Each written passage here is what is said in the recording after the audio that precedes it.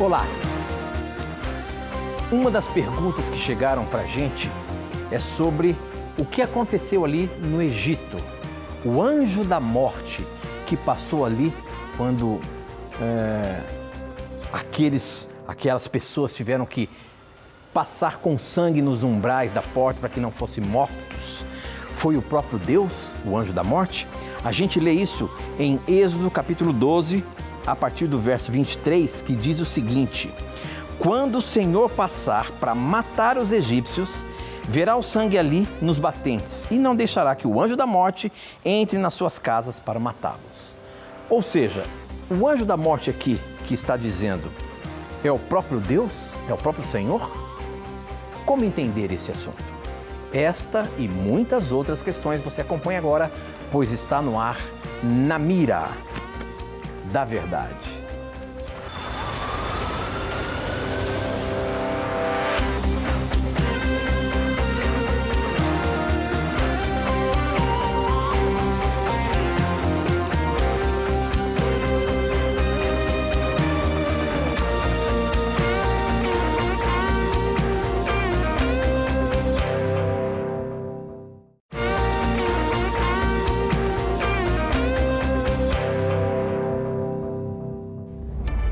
Olá, seja muito bem-vindo. Estamos começando mais um programa Na Mira da Verdade. Este programa que tem colocado o professor Leandro Quadros na mira com as mais diversas perguntas que chegam aqui no nosso programa.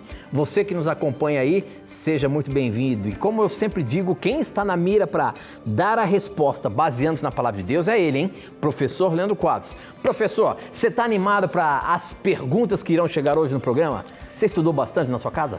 Rapaz, eu não pude estudar nada. Presta atenção, rapaz. A gente estuda, mas assim, para o programa, infelizmente, não tem como, né? A gente não sabe o que vai chegar, mas a gente está sempre lendo alguma coisa, né? Na expectativa de que Deus só permita que cheguem as perguntas que eu sei responder. As que eu não sei, deixa eu estudar quero colocar primeiro. Todas as perguntas aqui, meu irmão. Vamos ver como é que você se sai. Você dá seus pulos aí, hein?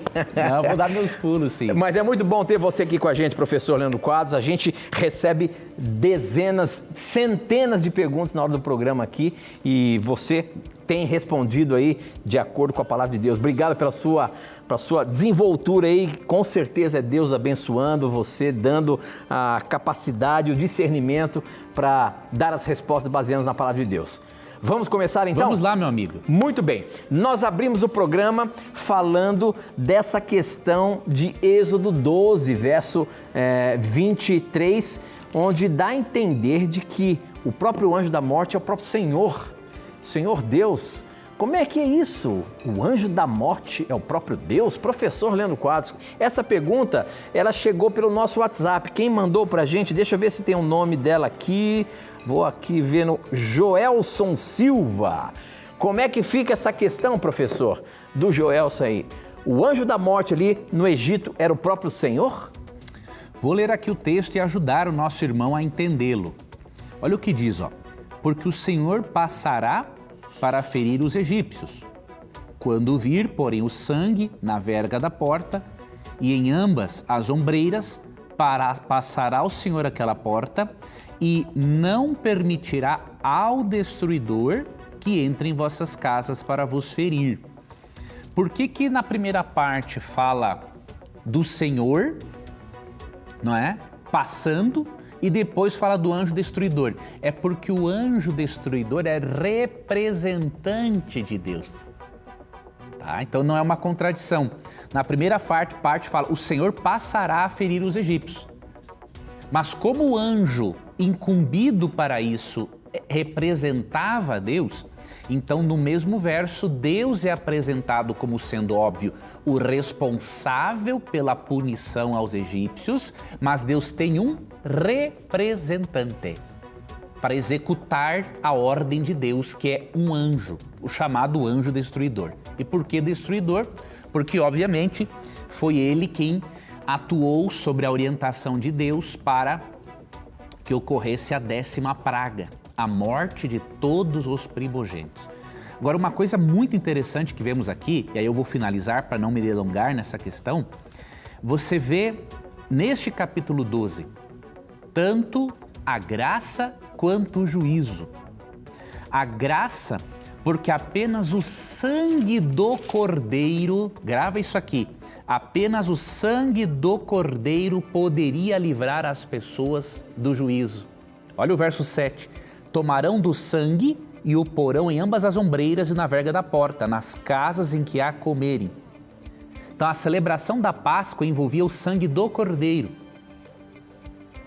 Então aqui você vê a graça de Deus. Você não vê no Antigo Testamento salvação pelas obras. Pessoas entenderam sim, nos dias do Antigo Testamento, que eram salvas pelas obras. Até os israelitas deram uma vacilada nisso. Mas Deus nunca ensinou isso. Sempre a base da salvação foi o sangue. Então se você, meu irmão, ouviu falar em religião de obras no Antigo Testamento e graça no Novo, isso é uma aberração teológica. A graça sempre esteve presente. O que livrou os israelitas desse anjo destruidor não foram as obras dos israelitas, foi o sangue do Cordeiro. Da mesma forma, o que nos livrará da condenação no juízo final será o sangue de Jesus Cristo. Tá? E aí você vê também o juízo. Aqueles que não pintaram o umbral da porta com o sangue do Cordeiro receberam o juízo, a 10ª praga. Então, os paralelos entre Antigo e Novo Testamento são incríveis, porque é apenas um plano de salvação. Muito bem, muito bem. O nosso programa está apenas começando e para você participar, você pode mandar as suas perguntas através do nosso WhatsApp, o número é 12 981510101. Também pode ser por SMS. Você pode usar as redes sociais, Facebook e Instagram. Sempre eu coloco um videozinho ali, onde você pode usar os comentários e fazer a sua pergunta para que eu possa pescar aqui na hora do programa, tá bom? Participe, mande as suas perguntas para a gente, como essa aqui que já no nosso WhatsApp chegou. Quem está mandando... deixa eu ver... Assim, olha aqui, ó. Olá, boa noite, Tito, professor Leandro. Eu, José Alberto, sou católico de Maranguape, Ceará. Eu queria saber se lá em Daniel capítulo 12, verso 9, essas palavras guardadas e seladas até o tempo do fim são os 7 selos do Apocalipse? Daniel 12, 9 tem a ver com os 7 selos do Apocalipse, professor? Veja, na verdade, as palavras guardadas se referem ao próprio conteúdo do livro de Daniel.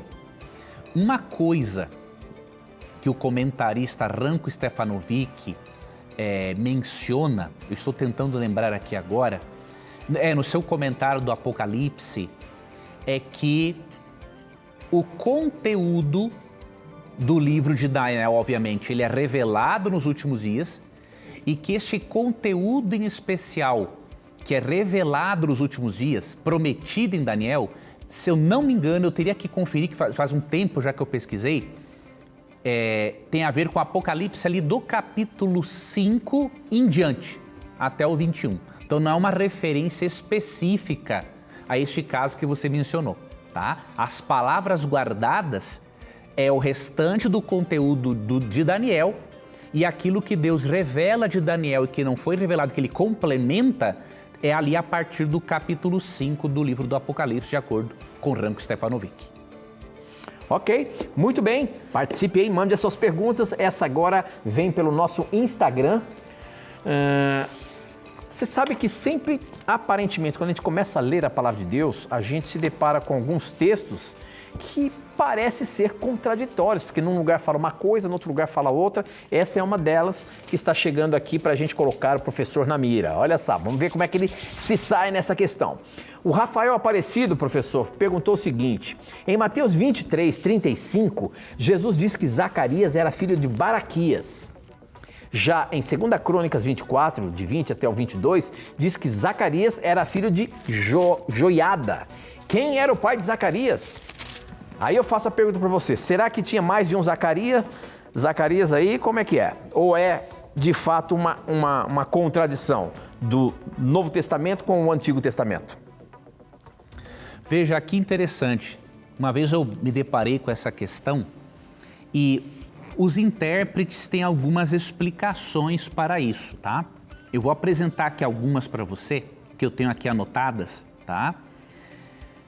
Das possibilidades sugeridas pelos intérpretes, a primeira é que o profeta Zacarias, que foi filho de Baraquias, mas de cujo martírio não temos conhecimento, pode ser referir a isso, primeiro ponto. Zacarias, filho de Baruque, pode ser Zacarias, filho de Baruque, que foi morto pelos zelotes, foi mencionado por Joséfo em guerras judaicas. Eu estou pegando aqui uma nota da Bíblia de Genebra. E a terceira opção, o filho de Joiada, o último mártir mencionado no Antigo Testamento, de acordo com a organização da Bíblia dos Hebreus, tá? Então, não é uma contradição, mas tem essas três principais possibilidades. E aqui no final é dito o seguinte: é remotamente possível que as palavras filho de Baraquias seja uma inserção da parte de copistas antigos, ou de que Joiada era, na verdade, o avô de Zacarias e que seu pai era um Baraquias não mencionado em crônicas. Então tem essas possibilidades, porém os eruditos realmente não batem o martelo. Tem alguns textos bíblicos, óbvio, quando isso não tem relevância para a nossa salvação, tudo que está na Bíblia é relevante, mas quando algo não afeta a nossa salvação, realmente há certos mistérios que nós vamos compreender plenamente só na vida eterna. Ok. Estou aqui navegando pelo Facebook para pescar algumas perguntas. Quero ver essa aqui, deixa eu ver. Essa o Samuel Pereira, ele perguntou o seguinte, baseado lá em Êxodo 33. Ele diz o seguinte: a minha dúvida é porque em Êxodo 33:11 fala que Moisés falava face a face com Deus. E em seguida, no versículo 20, fala que ninguém veria a sua face. Professor, inclusive, há pouco tempo atrás, nós, aqui na Igreja Adventista, através do Lições da Bíblia, nós estudamos esse assunto sobre a face de Moisés. A minha pergunta para você, baseada na pergunta do Samuel Pereira aqui, Moisés de fato falava, via Jesus ou via Deus face a face ou não? Coincidentemente, na semana desta lição, eu estava dirigindo nessa lição na classe e eu comentei isso, com o pessoal na igreja. O que acontece? Quando o texto fala que o Senhor falava face a face, o texto enfatiza o discurso direto, a clareza na comunicação, mas não está dizendo que ele via a face de Deus, tá? Quando Moisés estava nesta tenda, na tenda ali do encontro, Deus se comunicava com ele, porém uma nuvem cobria a face de Deus. Ele não poderia ver a face de Deus, então não é uma contradição. O que a Bíblia quer enfatizar de falar face a face quer dizer proximidade, discurso direto. Ou seja, Deus não falava simplesmente por meio de visão com Moisés, ele falava pessoalmente. Só que a face de Deus era oculta, até porque o próprio Deus diz aqui em Êxodo 33, 17 a 23, especialmente o verso 20, que você mencionou, que se um ser humano olhar para a face de Deus, na condição na qual nós nos encontramos, nós morreríamos. Então não é uma contradição. E também não é uma contradição com João 18, João 18 diz que ninguém viu a Deus, mas o Deus unigênito, que está no seio do Pai, é quem o revelou. Então, face a face quer dizer o quê? Discurso direto, clareza na comunicação, mas não significa que ele via, porque uma nuvem cobria o seu rosto.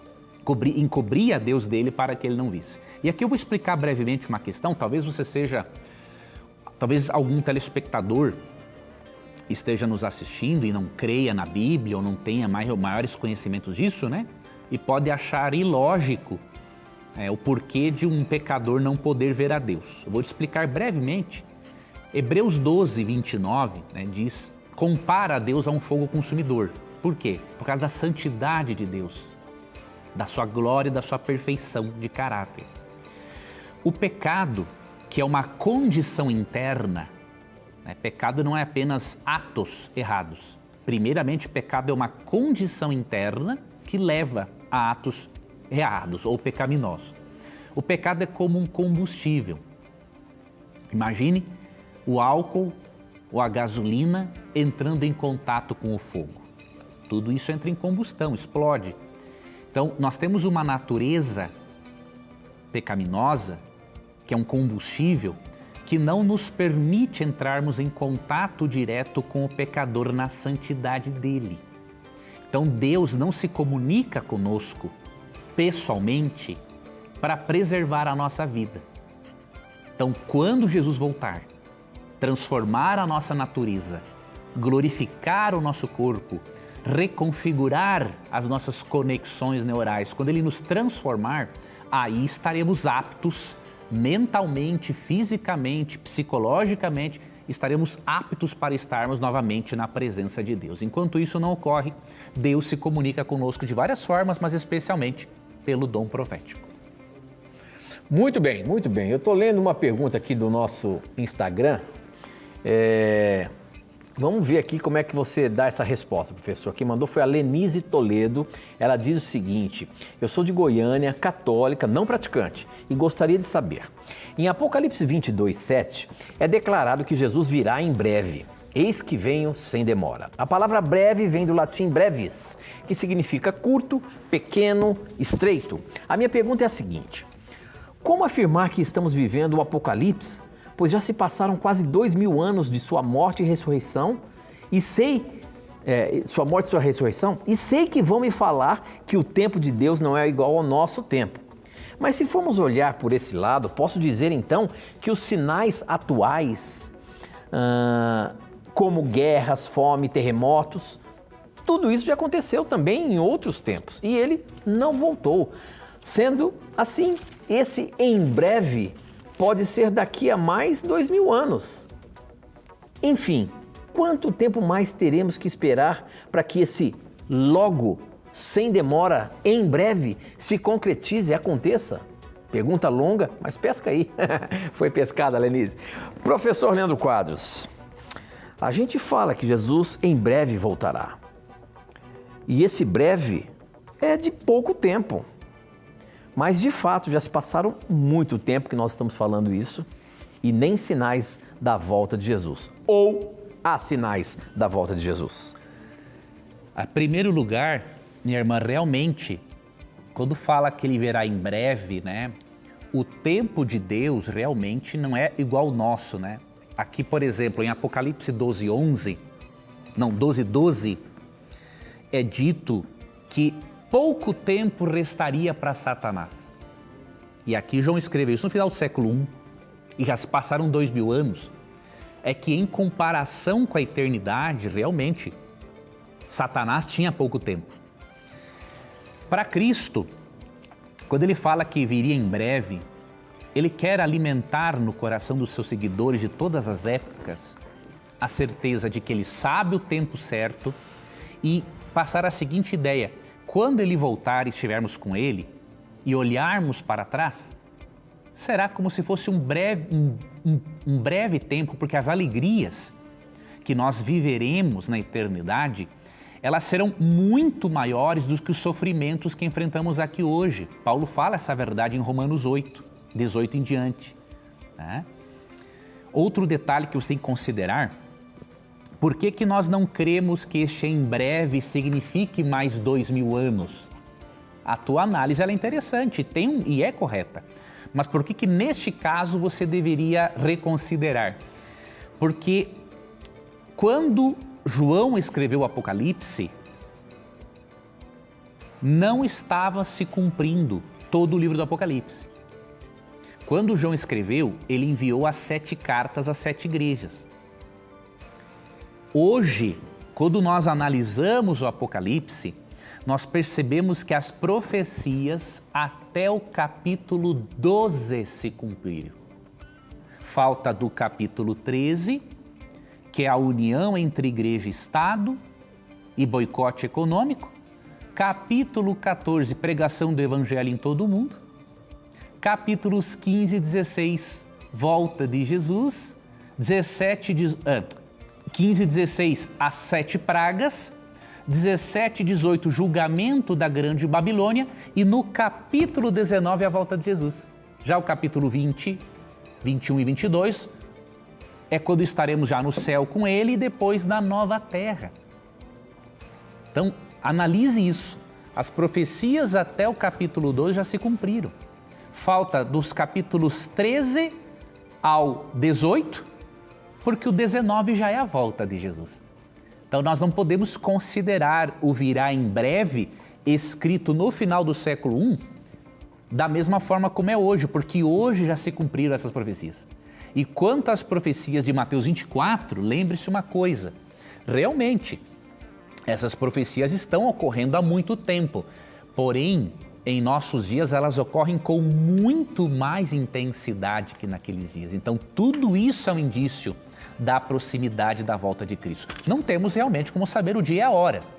Mateus 24:36, não temos como saber, mas pelo cumprimento das profecias e pela própria estrutura do livro do Apocalipse, nós vemos que realmente Jesus está bem mais perto de voltar do que quando João escreveu isso, no final ali do século I. E eu finalizo deixando para você, leia, quando você estiver assim com calma, leia 2 Pedro 3. Esse capítulo é espetacular para falar da volta de Jesus e do nosso preparo para a volta de Jesus.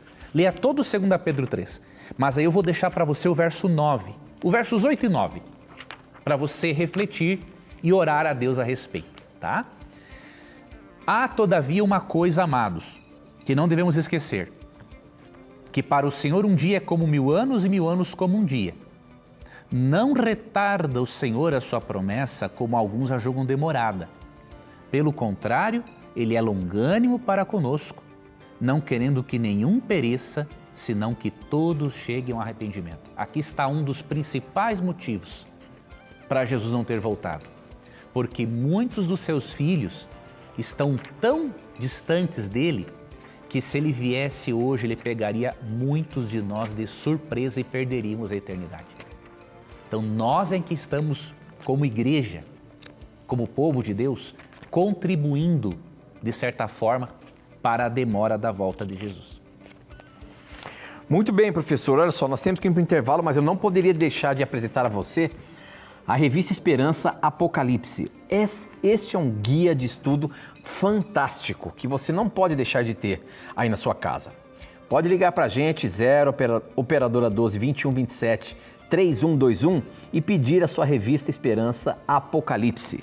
Essa revista tem assuntos fantásticos. Por exemplo, as 7 últimas pragas. Saiba quais serão as pragas e quem está sujeito a este juízo e como se proteger dele. Olha só, a Nova Jerusalém. Conheça a cidade projetada pelo próprio Deus e saiba quem poderá entrar nela. Então, são temas fantásticos. Aproveite aí, liga agora pra gente, 0 operadora 12 21 27 3121 e peça a sua revista Esperança Apocalipse. Ela é gratuita, são 100 páginas para você estudar e aprender muita coisa, tá bom? Peça agora mesmo.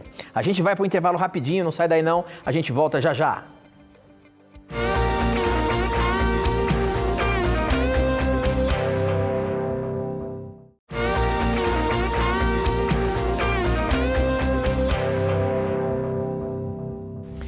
Já estamos de volta e a pergunta que chegou aqui pelo nosso WhatsApp, quem mandou, deixa eu ver se tem um nome aqui, ele diz o seguinte: sou adventista, batizado, acompanho o programa aqui do município de Tabatinga, Amazonas, fronteira com a Colômbia e o Peru. Um abraço a você, meu irmão.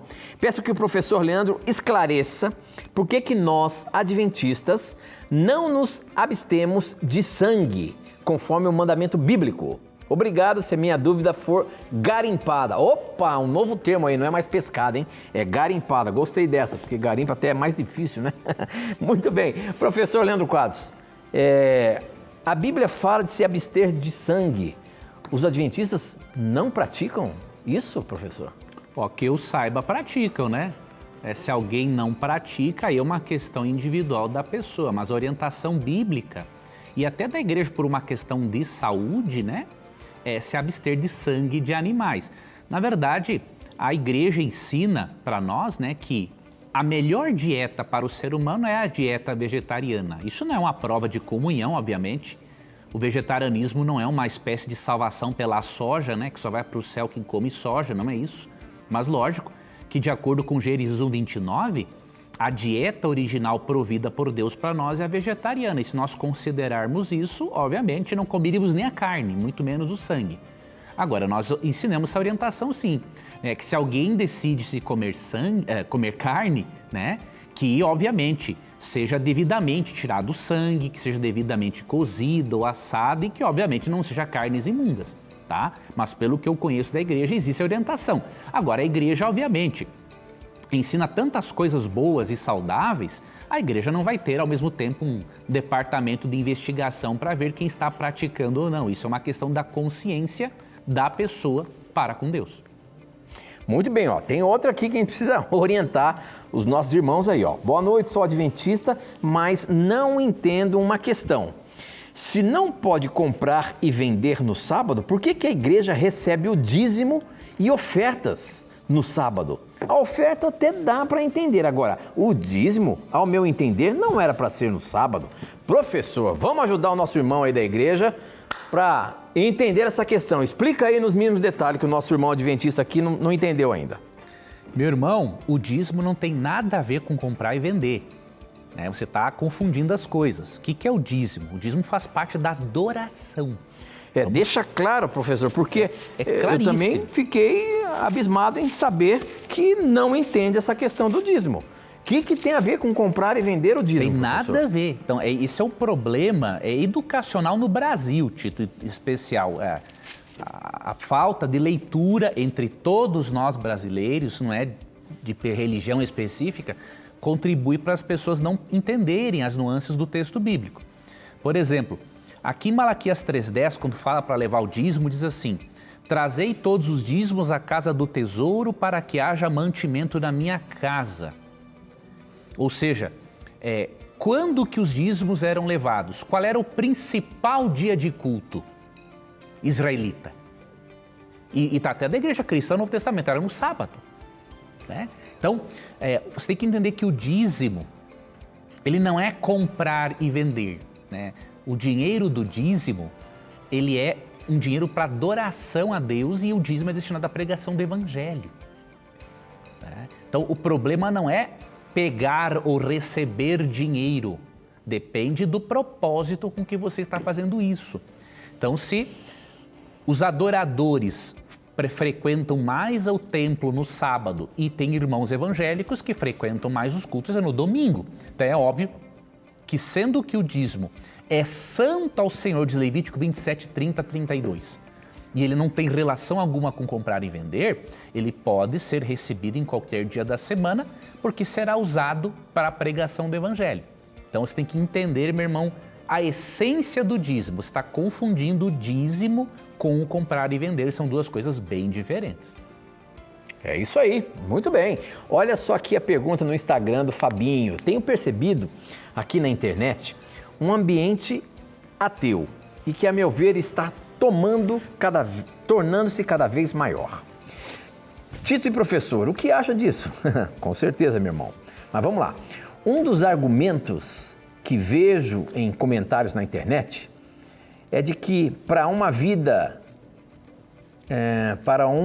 sem crença, o problema é o problema do mal.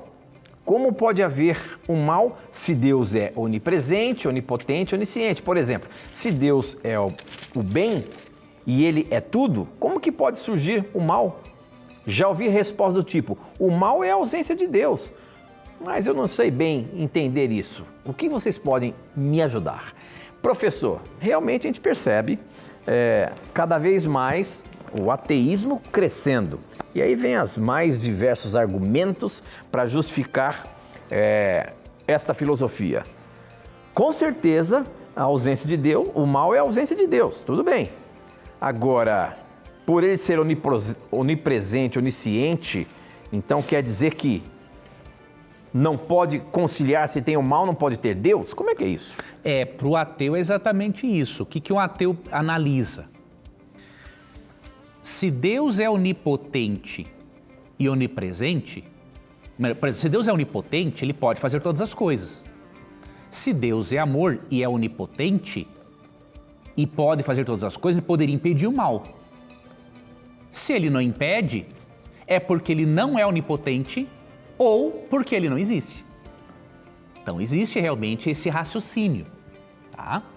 Como que nós explicamos isso para um ateu? Óbvio, vai ter há os ateus muito sinceros, que fazem esse tipo de raciocínio na sinceridade deles. Há alguns que são militantes, eles não têm tanta sinceridade assim, mas uma boa parte são pessoas sinceras, que não veem realmente uma conciliação entre a existência de um Deus amoroso e todo-poderoso com a existência do mal.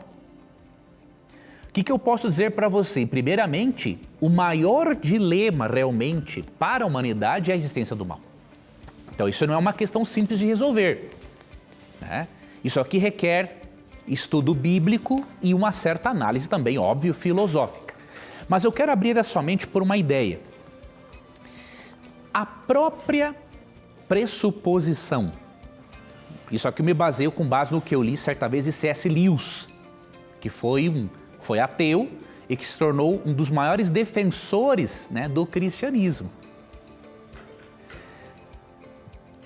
Quando alguém diz que existe o mal, essa pessoa precisa ter uma base do que é o bem para poder definir o que é mal. Então, se você parar para analisar, quando uma pessoa diz que o mal existe, ela está pressupondo que existe o bem absoluto. Lewis argumenta o seguinte, que uma pessoa só sabe o que é uma linha torta se ela conhece uma linha reta. Então, quando alguém diz que o mal existe, com base no que ele faz essa afirmação? Ele não pode fazer essa afirmação de uma forma objetiva se não existe um padrão de bondade objetivo para que eu possa saber que algo é ruim. Se Deus não existir, aí nós não temos padrão nenhum para definir o que é certo e errado. Então, excluir Deus da nossa história por causa da existência do mal não é o melhor caminho. Porque se eu negar a existência de Deus, eu não tenho um padrão moral objetivo que me permita saber o que é bom e o que é mal. Ok? O que é bom e o que é mal não podem ser definidos simplesmente por convenção social. Por quê? Na cabeça daquele psicopata perverso Adolf Hitler, ele estava fazendo o que era bom. Se Deus não existir, que base objetiva nós temos para dizer que Hitler estava errado? Fica difícil. Se o mal e o bem forem convenções sociais, os nazistas poderiam alegar que eles estavam certos. Mas nós sabemos como humanidade que aquilo que aconteceu foi uma coisa satânica. Por mais que não se creia, muitos não creiam no diabo, aquilo evidenciou claramente que a humanidade sem Deus ela não vai se tornar melhor. Né? A Primeira Guerra Mundial, a Segunda Guerra Mundial mostraram para nós do que o ser humano é capaz se Deus um dia não refrear essa situação. Então nós podemos com segurança dizermos, né, que Hitler era perverso porque nós temos um senso de moralidade dentro de nós. E isso só é explicado se um criador implantou isso em nós, se um legislador da lei moral implantou essa lei dentro de nós. Tá? Agora, tem uma outra questão do mal. Eu tratei do mal um pouquinho, da questão do mal do ponto de vista lógico, digamos assim, filosófico. Agora, a questão emocional é a mais complicada de se lidar. Então, por exemplo, como que você explica a existência de Deus para uma pessoa sincera que se tornou ateu porque ela foi abusada sexualmente na infância e ela se pergunta, por que Deus não me protegeu? Por que Deus permitiu que abusassem sexualmente de mim lá quando eu tinha 5 ou 6 anos? Então, aí a questão do ateísmo emocional é mais complicado de se lidar, mas tem como se lidar. Aí a pessoa tem que estudar, além de fazer uma psicoterapia, óbvio, para tratar suas questões emocionais, para lidar com a questão emocional da existência do mal, é fundamental estudar a doutrina do conflito cósmico. Essa doutrina ajuda e muito a lidar. Não responde todas as perguntas, já lhe adianto isso. Nós não temos todas as respostas. Mas eu lhe garanto, como um leitor da Bíblia, como um pecador, como uma pessoa que tem também as suas dúvidas, que mesmo que não tenhamos todas as respostas, a Bíblia, o cristianismo, tem as melhores respostas. Aí você tem que estudar, você tem que ler. E você tem que falar abertamente com Deus, mesmo que você não creia nele. Olha, Deus, já ouvi falar de você, eu acho que eu estou falando aqui pro nada, para ninguém, nem creio na sua existência. Mas, se você existe mesmo, me dá evidências. Me ajuda a resolver essas minhas questões em relação ao mal, no aspecto filosófico ou emocional, e pode ter certeza que alguma coisa Deus vai fazer por você. Mas você tem que dar uma abertura a Ele. Se você der essa abertura a Ele, Ele vai lhe alcançar da forma como você precisa ser alcançado. Eu queria agora mostrar para você essa revista Esperança que eu tenho aqui nas minhas mãos, Na Mira da Verdade.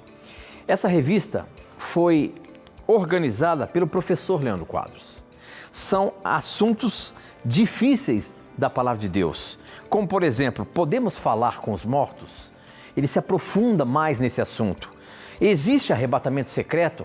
Quais os textos que te dá auxílio para entender essa doutrina? O dom de línguas vem de Deus? Esta é a revista Esperança na Mira da Verdade, que você pode ter aí na sua casa sem você pagar nada. Milhares de pessoas já adquiriram, já pediram essa revista gratuitamente. Se você ainda não pediu a sua, liga pra gente agora, 0 operadora 12 21 27 3121. Ligue agora e fala que você quer a revista Esperança na Mira da Verdade e ela vai chegar aí na sua casa sem você pagar nada. Não perca tempo, peça agora mesmo, é um presente para você, graças aos nossos Anjos da Esperança, esse projeto aqui da Novo Tempo que tem contribuído para que milhares de pessoas conheçam verdades bíblicas, tá bom? Bom, agora nós temos uma daquelas afirmações que a gente encontra aí pela internet e vamos ver o que o professor Leandro Quadros fala sobre ela. Professor Leandro, olha só a afirmação que a gente encontra aí na internet, hein? Tá aqui, não sei se a câmera consegue chegar um pouco mais perto para a gente ler aqui, ó. Jesus Cristo tinha um irmão gêmeo, idêntico, e que juntos teriam tramado um plano para enganar as pessoas, fazendo parecer que ele havia ressuscitado. Professor Leandro Quadros, me fale o que é isso, meu amigo. Essa foi boa. Essa foi uma das maiores viagens na maionese que eu já vi na minha vida. Mas vamos ler um texto bíblico antes. Na internet, professor, na internet aí, ó, esse mundo aí sem fronteiras. Essa foi boa. Primeiramente, vamos ver o que Jesus fala dele mesmo, né? Se alguém acredita em Jesus, se a pessoa não acredita na divindade de Jesus, mas que ele foi, no mínimo, um mestre de moralidade, ela tem que considerar João 14,6. Ele fala o seguinte: respondeu-lhe Jesus, eu sou o caminho e a verdade e a vida. Ninguém vem ao Pai senão por mim. Vamos deixar de lado a questão da divindade dele agora, mas ele falou que é a verdade. Se Jesus é a verdade, é evidente que a mentira nem se aproxima da personalidade, do caráter e da natureza de Cristo. Com base nisso, e especialmente com base em qualquer tipo de fonte séria, nós podemos garantir que essa afirmação, além de ser uma viagem total, ela é uma baita de uma mentira, né? As pessoas acabam criando coisas da cabeça delas. Elas não têm uma fonte séria, não têm uma evidência do assunto. Então, não acreditem em tudo aquilo que as pessoas dizem. O ser humano é corrompido pelo pecado. E o ser humano muitas vezes busca justificativas para suas crenças ou descrenças. Além disso, o ser humano tem uma carência, né, constante de atenção. Então, há pessoas que vão para a internet, né, buscar a atenção, só que buscam a atenção de uma forma errada, disfuncional. Tem que fazer um tratamento psicoterápico para aprender a ser feliz, ser de bem consigo mesmo e com a vida, para não buscar chamar a atenção através de coisas absurdas que não podem ser comprovadas. É isso mesmo, professor. Muito bem. Nós vamos para um intervalo rápido. Não sai daí não, a gente volta já já.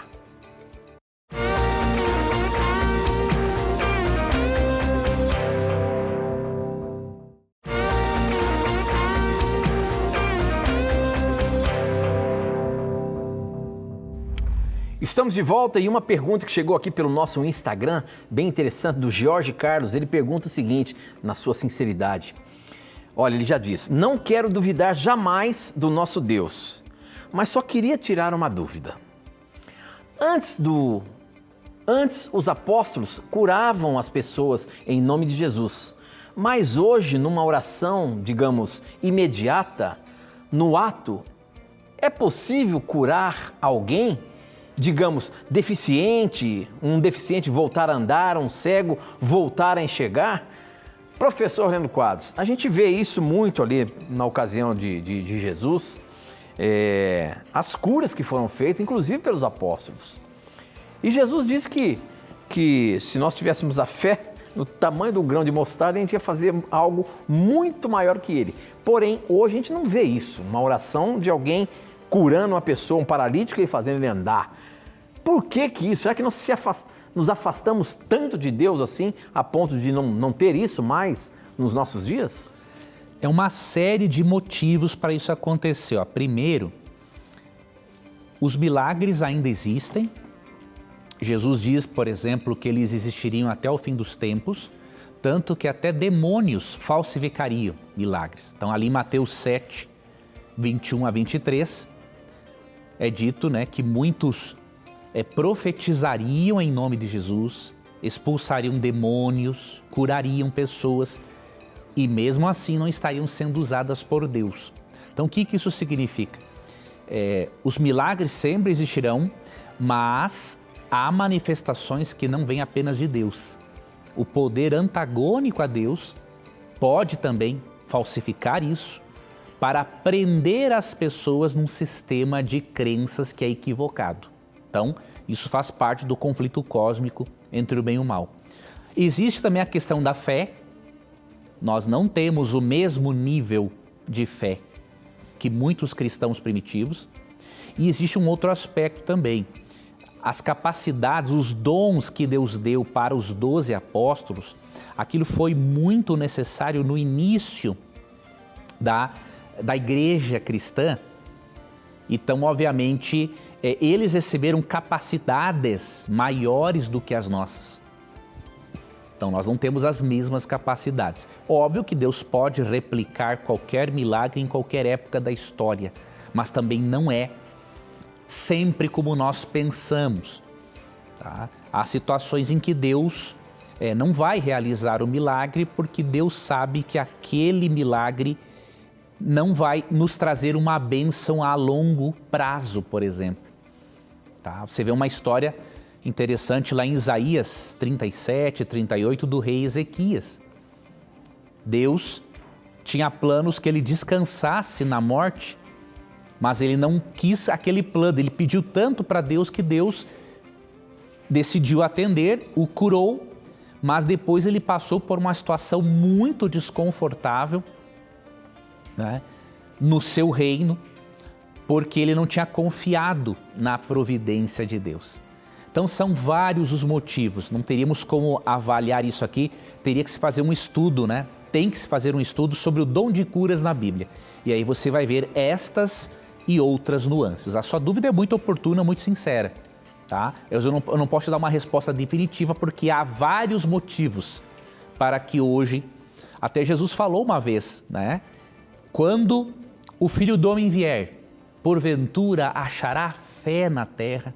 E infelizmente, com o aumento do pecado e com a nossa perda de sensibilidade espiritual, a nossa fé vai diminuindo. E aí, obviamente, a nossa capacidade de realizarmos grandes coisas para Deus, ela também diminui por causa da nossa própria incredulidade.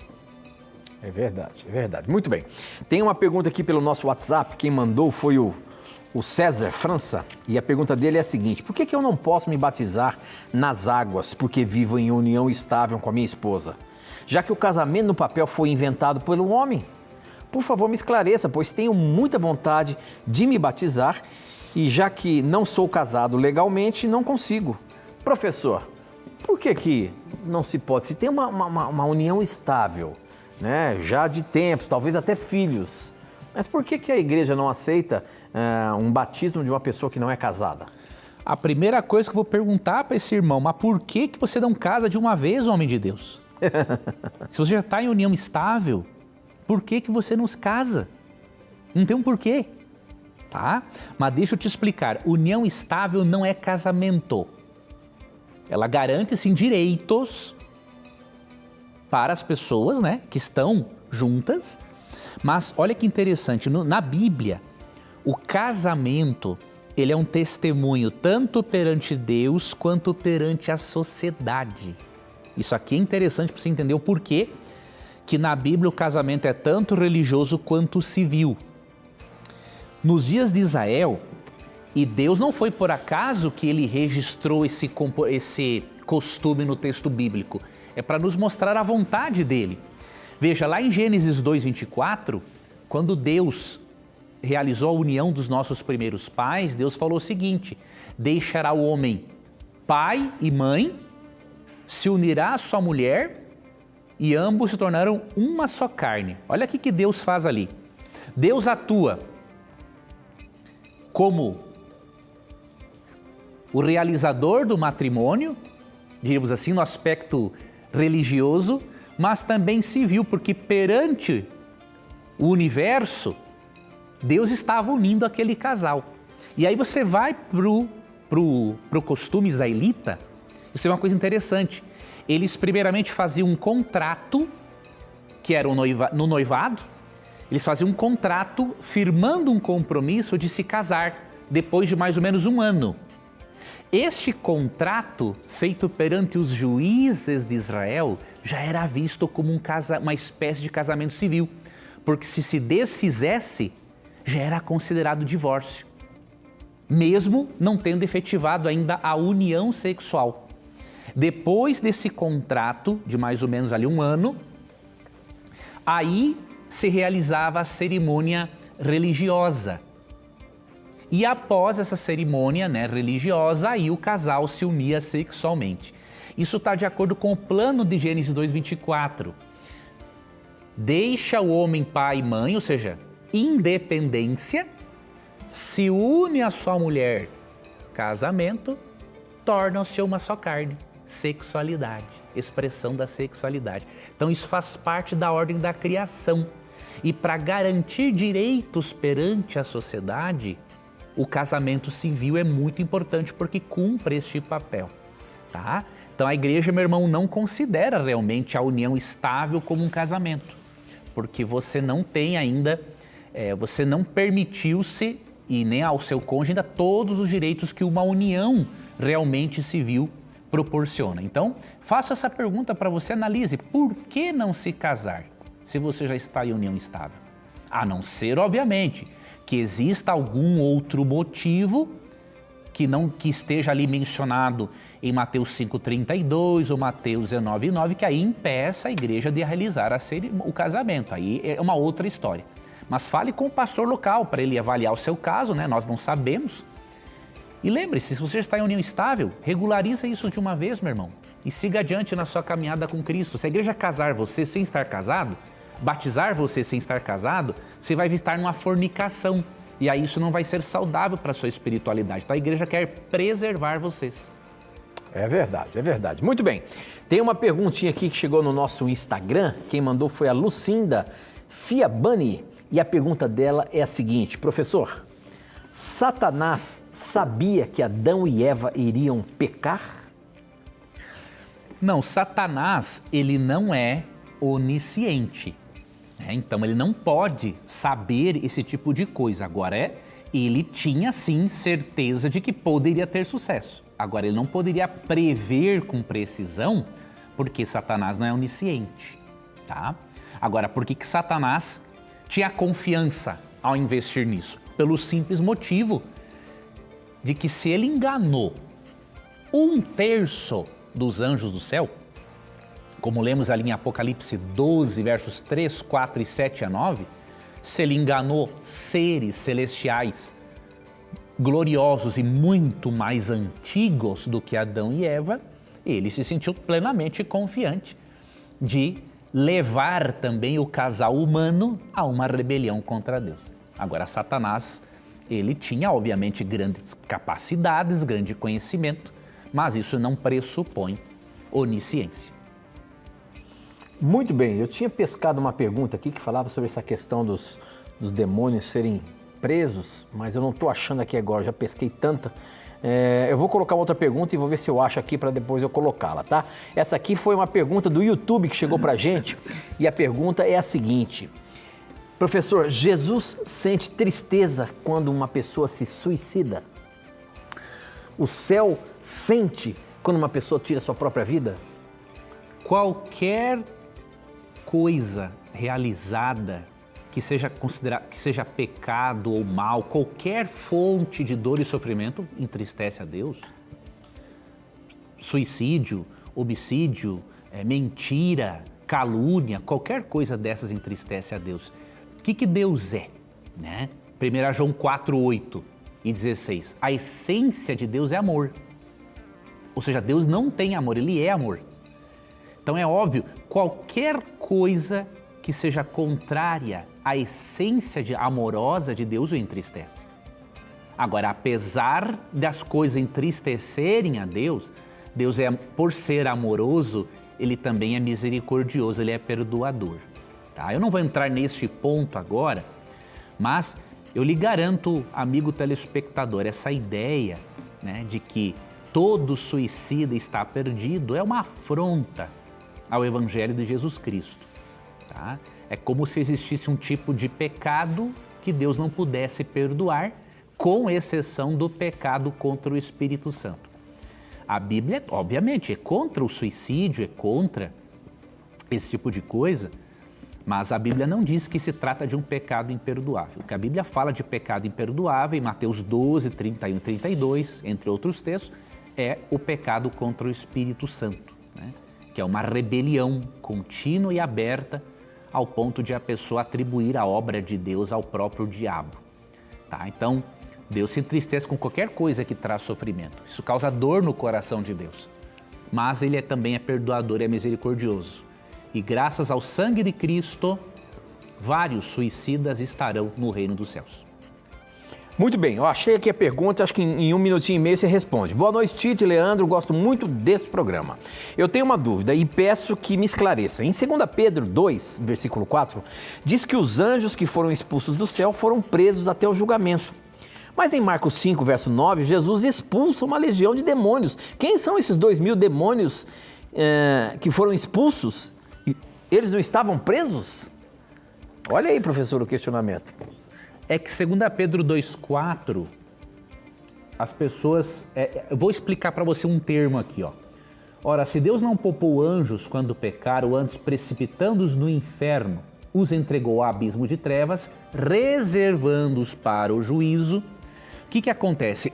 A palavra inferno aqui, no grego tártaros, não deve ser interpretada como um lugar literal. Por quê? Porque de acordo com Apocalipse 12, 11, 12, Satanás foi expulso para a terra. Tá? Então ele aí se encontra na terra. A palavra tártaros aqui é melhor compreendida como um estado de trevas, por terem abandonado o estado original deles. Tá? Então quando fala que Deus os precipitou no tártaro, quer dizer, Deus os entregou ao estado de trevas espirituais nas quais eles se encontram por terem abandonado o estado original de pureza. E aí, por isso, eles foram reservados para o juízo. Então, enquanto estão aqui na Terra, nesse estado de trevas morais e espirituais, eles estão reservados para o juízo no lago de fogo, que ocorrerá após a volta de Cristo, após o milênio, como lemos em Mateus 25, 41 e também Apocalipse 20, 7 a 10. Ok, muito bem, professor. Com essa nós encerramos mais um programa e a semana que vem a gente está junto novamente. Se Deus quiser. É isso aí. Obrigado, Tito, por trazer as perguntas dos nossos amigos e obrigado, amigo telespectador, por você fazer parte do nosso programa. Esperamos que você apareça mais vezes para estudar rapidamente aqui a Bíblia conosco. E Deus te abençoe e lembre-se que sempre que você aparecer por aqui e tiver a coragem de perguntar, a Bíblia terá a coragem de lhe responder. E aqui você sabe, suas perguntas e questionamentos sempre estão na mira da verdade. Até o nosso próximo encontro. Tchau!